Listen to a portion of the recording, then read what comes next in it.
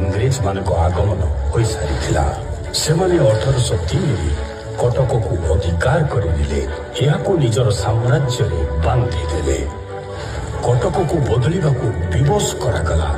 ଏହାର ଆତ୍ମାକୁ ପରୀକ୍ଷା କରାଗଲା, କିନ୍ତୁ କଟକ ହାର ମାନିଲା ନାହିଁ।